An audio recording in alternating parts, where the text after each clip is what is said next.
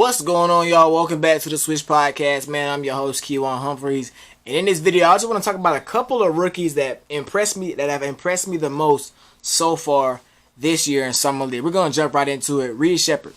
Reed Sheppard, number 3 overall pick for the Houston Rockets, 6'1" point guard. He's been a dog ever since his debut in the Summer League. He's averaging 20 points per game, 5.3 assists a game, and 4.8 rebounds a game. But the numbers to me, especially the assists and rebounding numbers, do not fully show his impact in those two categories when it comes to playmaking and just being really an all-around guy.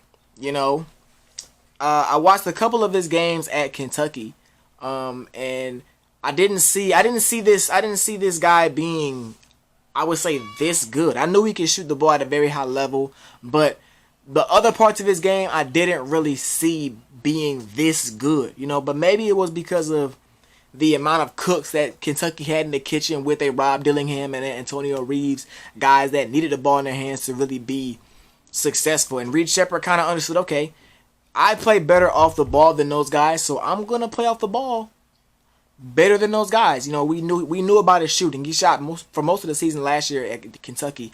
He shot over 50% from 3-point line. Hasn't shot too well from 3 in the Summer League, but to me, I know that's a part of his game.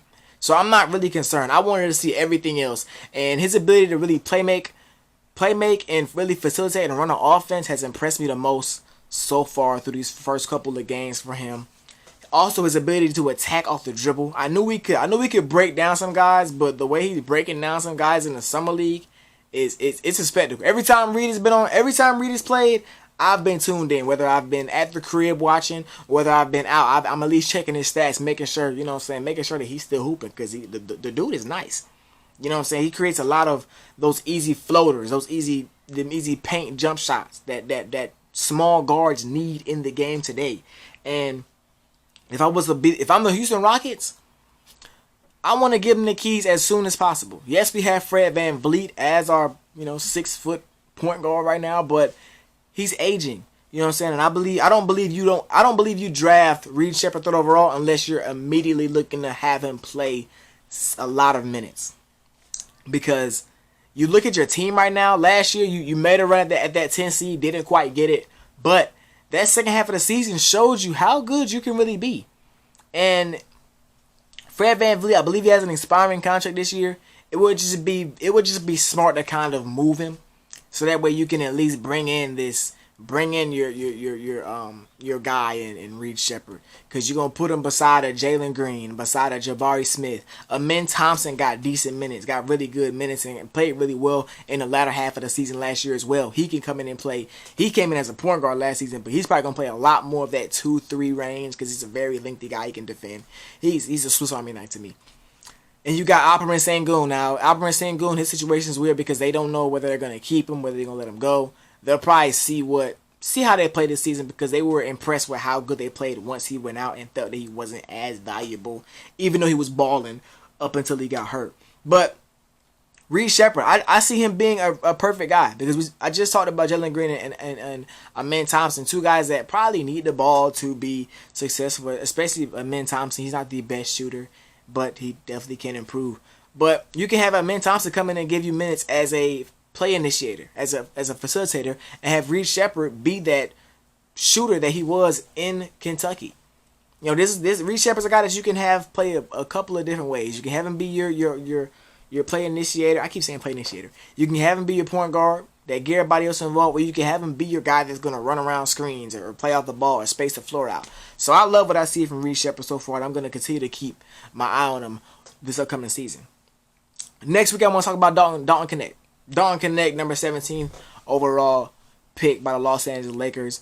And I said it in my video when he got drafted. I might have briefly mentioned it.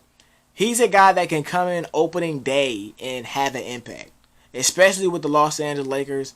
You know what I'm saying? They could use more offense, especially from the bench. And Dalton Knecht can be that guy. He's averaging 21.3 points per game, 5 rebounds a game. But the big thing for me, he's shooting 39% from 3. Now, I know this ain't the NBA, but that 3-point line don't move. It's going to be the same distance.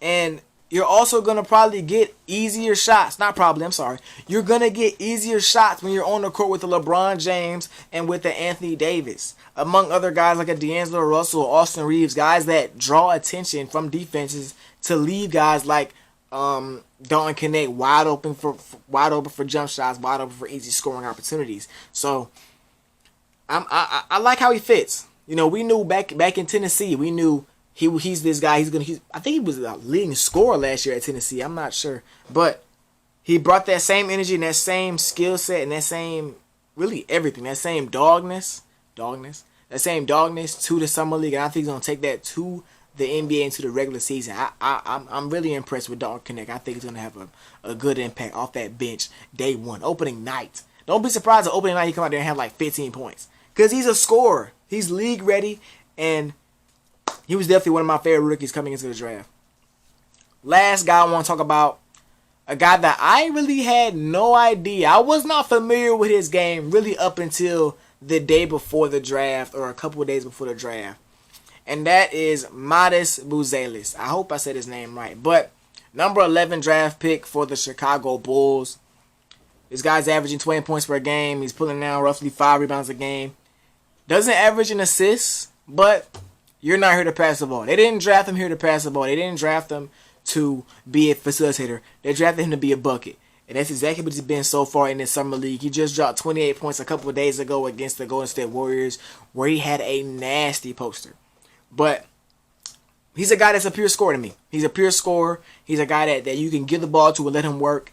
And I think with the Bulls, they're kind of in a weird spot right now when it comes to where they are as a franchise. They just let go of DeMar DeRozan.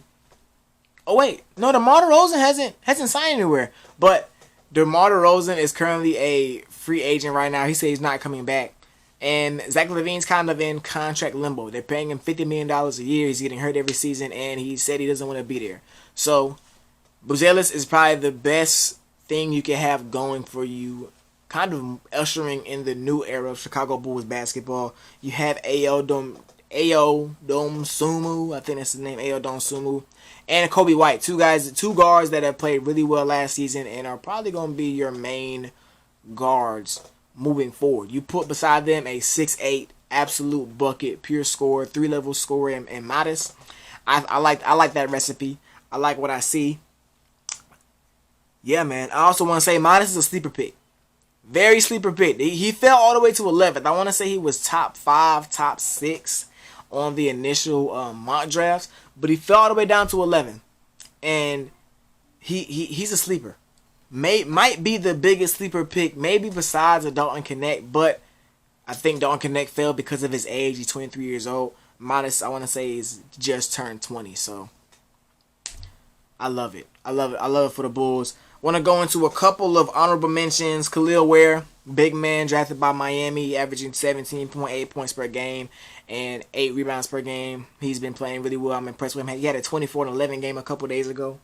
Jared McCain out of Duke. He hasn't been efficient at all, but you kind of see where he's going to fit. You know, he was a knockdown shooter at Duke. I think he's going to be a knockdown shooter once again with the Philadelphia 76ers. And his efficiency has really just been a product of a couple of bad games that he's had. But I know his first game that he played and his last game that he played really well. You know, he's being asked to be more of a point guard, which I would say is his natural position. He's being asked to be more of a point guard with this summer league team, and he's doing really well at it, averaging roughly 14 points a game. He's averaging 6 boards a game. So he's doing a little bit of everything for Philadelphia's summer league team. Last guy I want to talk about, and if he was healthy, he would definitely be one of my main 3 that I went more in depth with. Stephon Castle. Stephon Castle for the San Antonio Spurs. Got injured, and after his first game with the Spurs in the Las Vegas Summer League, he dropped 22, 5, and 4 in his only Summer League game. The big question mark for him was his shooting. He shot mid-20s in college, but over the couple of Summer League games that he played, because he only played 1 game in Vegas, but he played a couple of games in the other, I think it was the Salt Lake Summer League. He played a couple of games, and I was really impressed with his shooting and how well he shot the ball and how confident he looked shooting the ball. I mean, bringing the ball down, coming off a high ball screen, walking into a 3-ball, hit a couple catch and shoot threes. I'm really impressed with that, and I think with Chris Paul being his vet, he's gonna be very good this season and in seasons to come. But that's all I got for y'all, man. I just wanted to show my face again. You know, I know I've been inconsistent. Life has been lifing, but we move forward, and I really want to build this channel. So I'm not gonna promise consistency, because I've promised consistency in the past and I have not done that. But just share with y'all folks. Help me out a little bit. Give me some help. I think we had 114, 115 subs. I want to get to 200 subs by September. So we have over a month and a half to get that done. So I want to get 200 subs by September. Yeah, man. We got Olympic stuff coming up. I haven't dropped anything on the exhibition games because I kind of want to wait until we get till, I want to say, the end of the exhibition going into the Olympics, because the USA team hasn't even been fully powered yet. Kevin Durant just returned to practice today, but I wanted to do videos on them when they got going for real. So, yep, that's all I got for y'all today, man. Make sure y'all like, comment, subscribe, share with y'all folks, man. We out of here. Yeah!